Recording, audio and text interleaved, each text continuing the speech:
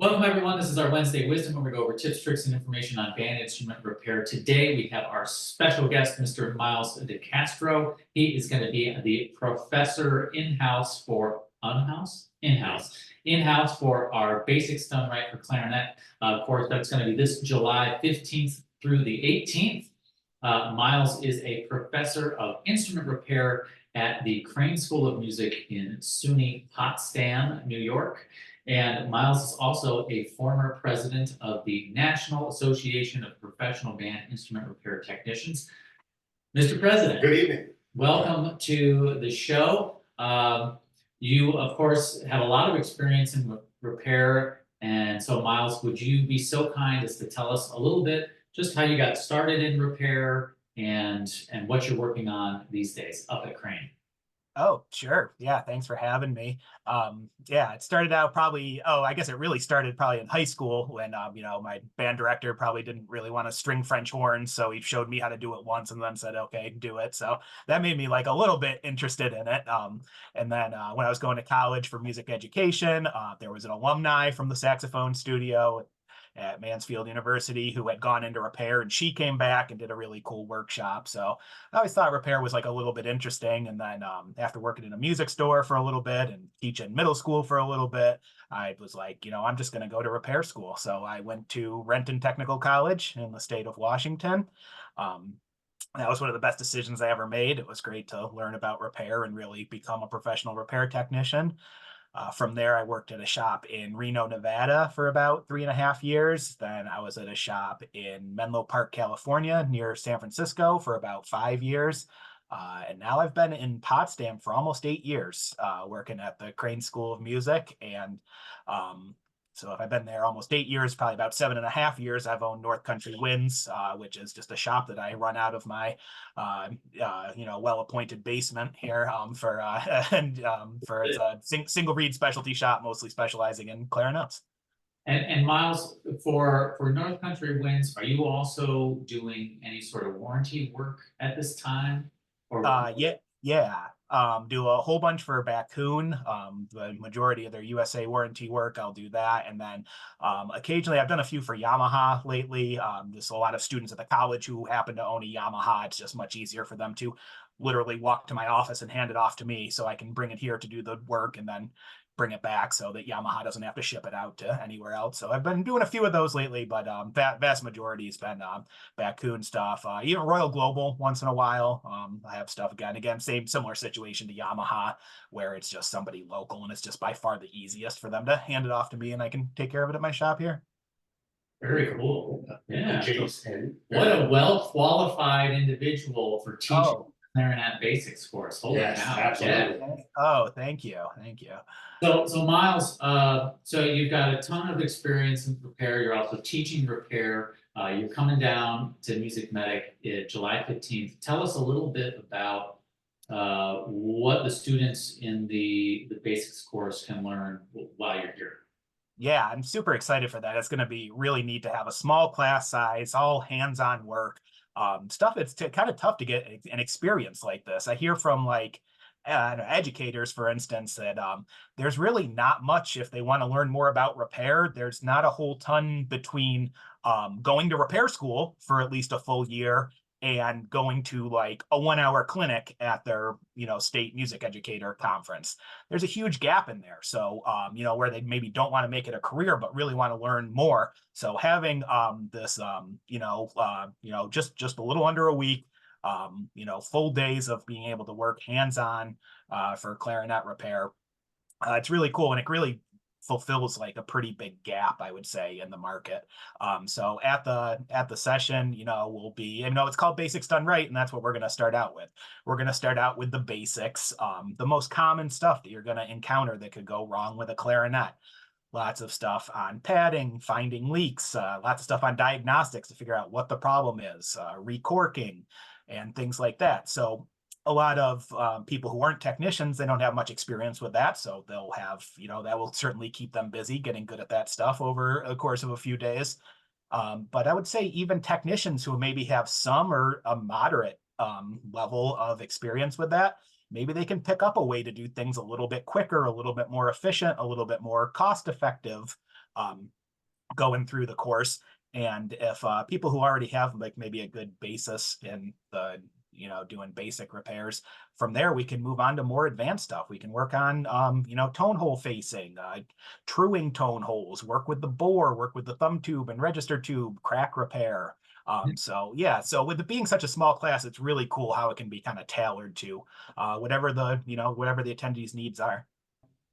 What kind of students do you think would be good for taking this course? You had mentioned educators. Is there anyone else that comes to mind? Maybe a technician with a different set of specialized skills, or what do you recommend? Yeah, absolutely. Maybe somebody who just, maybe they're a professional technician and that's their job, but they don't get a lot of opportunity to work on clarinets. Maybe a brass, somebody who specializes in brass or even strings. I see huge shops where people just focus on one instrument. Maybe they've got a ton of experience on just saxophones or just oboes or flutes, and they want to get better at clarinet. Or maybe they even do clarinets, but they decide they really want to specialize in clarinet and know a lot more about it. So I guess I'd say it really could be for anyone who wants to know more about repairing clarinets. Do you think that somebody with zero skills, say they're just an instrumentalist, or a college student, or someone who's maybe they know they're going to be headed into the education field and they want to kind of get a good grounding of this, but they've never repaired? Is this a course that someone who has no skills would be able to get started with?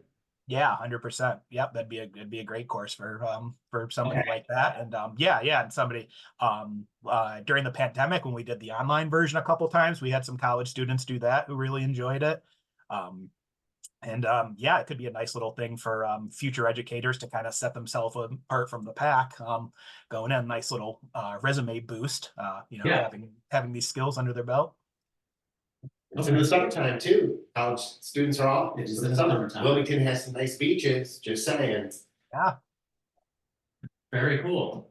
Thanks for contributing. Yeah, I can try. I was sitting here thinking, okay, when can I say something? Okay, geez. Wilmington has beaches. So Miles, we've talked a little bit about your background in history and repair. We've talked about a little bit of the ideal attendee for this course. Do you have anything? Can you give us a little taste of something that you might be going through during the course, or like a little repair procedure that we can talk about or show a little Give bit? us a teaser. Sure. Yeah, I just happen to have this bass clarinet right here, and it needs a cork. So how about that? Should I maybe get started with I know we don't have all day here. We don't want to bore the people, but don't want to give the whole course away. But maybe we can do a little maybe get started on this bass clarinet cork, and yeah. Okay. Yeah. Go ahead. Okay. Cool. All right. Adjust my angle there. Wearing pants. I didn't really think that was gonna It's be optional. We put it. Yeah. Well, it's mainly a safety thing. Is really the only reason. So yeah. OSHA, between OSHA and the Dockers company, you have to wear pants, slacks. Yeah, so I've got this this vintage Selmer bass clarinet that just came in for overhaul. I've done very little to it so far, including not putting a new cork on it. So I'm gonna put a new cork on here, and this is how I would do it.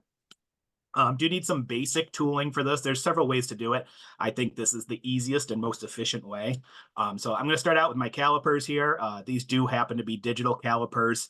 Not necessary that you have digital calipers for this. Just any set of calipers will do, because I find that's the easiest way to figure out how wide of a piece of cork I need for the replacement cork here. So I am just going to measure this with my calipers. I'm not even going to bother turning them on. That's a pro tip right there. Pro tip. Yeah. Yeah, so I'm going to measure it and just kind of lock it into place. So I don't care what the number is. I care that I've got this distance really solid here. All right. And you'll probably notice that I go back and double check myself quite often on this because I want to be efficient on this. Time is money when you're in a repair shop. If I made a mistake, say I accidentally bumped the calipers or something like that, I want to figure out that I made a mistake as early on as possible. I don't want to have everything all glued up, cemented up, stick it together to find out that it doesn't work. And then I got to go all the way back to step one. If I made a mistake, I want to catch that as early as possible. So you'll probably notice me double checking myself quite often. That's good there. I'm happy with that distance. So now I need to cut out a piece of cork that's that same width. So I've got a piece of cork right here. I find that most bass clarinets take 1/16 of an inch thickness for cork, the same thing that's typically on most saxophone necks. And I'm just going to make a little mark with a pen, that distance from the edge of the cork. Go down and do the same thing at the bottom.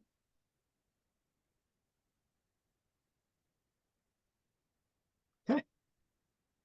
And then I don't need to draw a line to connect the dots or anything like that. I'm just going to connect them with a regular old straight edge. And I'm going to get out a brand new razor blade for this because I want a nice clean cut. And I'm going to, as I cut, I'm going to use the very corner of the razor blade, and I'm going to be leaning into the straight edge ever so slightly. And if all goes to plan, hopefully we'll get a nice straight line.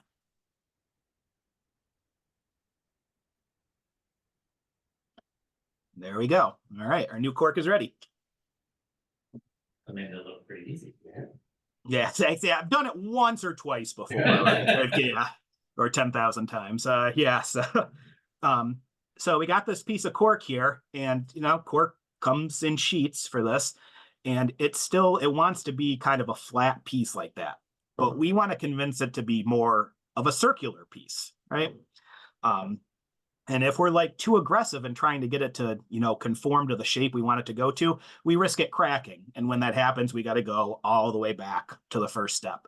So I kind of want to take out some insurance on this and just sort of convince it to be a little bit more circular, a little more pliable. So I'm going to do that with some wide, smooth jaw pliers like these duckbill ones right here that I got from MusicMedic. Way back in repair school, they've served me very well. And I'm going to do a process that is called squeezing the pith out of the cork. Right? When I tell that to my students and at Crane, they think it's hilarious, but that really is the term for this. So I'm just going down and gently squeezing the cork.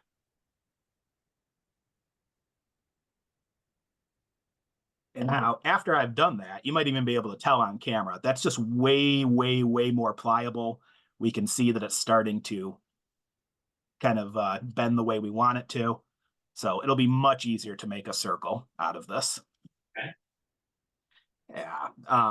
From there, we need to cut a bevel at the end of the cork because we're going to do something called a lap joint. When you wrap the cork all the way around, it's going to kind of fold over itself. So we need a little bit of a bevel there just so that kind of comes together nicely. And I'm just going to take my same very sharp razor blade and I'm just going to cut about a 45-degree angle in it. Just roughly 45 degrees. You don't got to get out your protractor or anything like that, but just one diagonal chop, and hopefully you can kind of see that. Okay, cool. Right there. Yep, so I got the bevel there.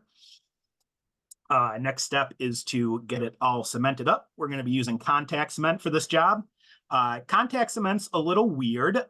If you're used to other adhesives, think back to like kindergarten, preschool, when they say, don't use too much and make sure you don't let it dry out before you use it. You kind of throw those things out the window, actually. You need to cement both sides of what you're going to stick together, and you actually have to wait until it dries, or else it's not going to be sticky. So it's a little different than all the things we learned about glues, growing up. So except for don't eat it. Still don't eat it. That still applies. I was gonna say, yeah. Teachers had to tell my parents that quite a bit. Ryan's eating too much glue. So I'm just going to cement the tenon here. And I'm okay if it gets a little bit messy. Once it dries, it's pretty easy to get the excess off. I want to make sure I'm not missing any spots. Adequate coverage. Okay. Yeah. Yep. Answer the shot. Adequate coverage. Yeah, I want this cork to last a really, really long time. And I find that most of my recorks last a really, really long time. Just kind of checking it out. So I got like a pretty thin layer, but but my main concern is like making sure I don't miss any spots. I think we're good there. So same deal with, we got to cement up the cork too. So that little bevel that I cut, I'm going to put some cement there. And now I'm going to flip the whole thing over and cement the whole backside.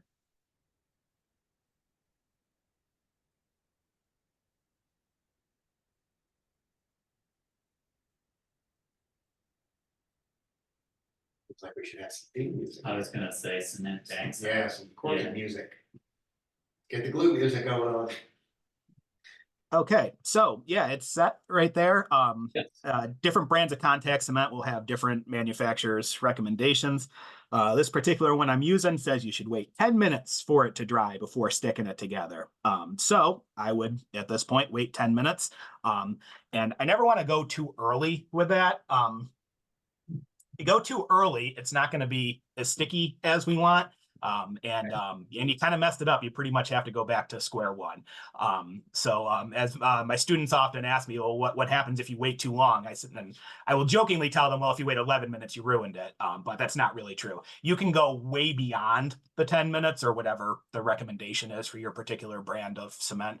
I've let it sit for hours even. Seems to be fine. I probably wouldn't go too long. I wouldn't leave it overnight or anything like that. But just I would say make sure you're not rushing it. So I will, at this point, I would work on something else. I might go answer some emails. I don't want to be tempted to do that too soon. So make sure you're following the recommendations. It will really pay off in the long run. Okay, Yeah. I've gone too soon when, and it just slides right off and you got to start all over, so. Exactly. From trying to save 1 to 2 minutes to you have to go back to the whole process and spend another 20 minutes doing it. So yeah. Patience. okay, Yes.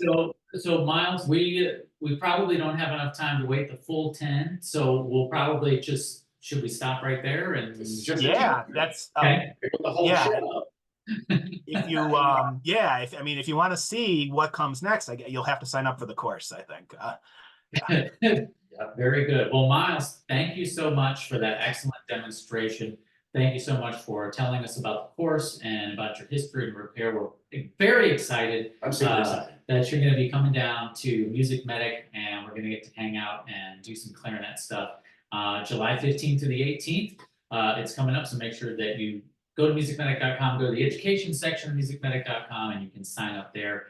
And I think that's going to do it for now. I think so, yeah.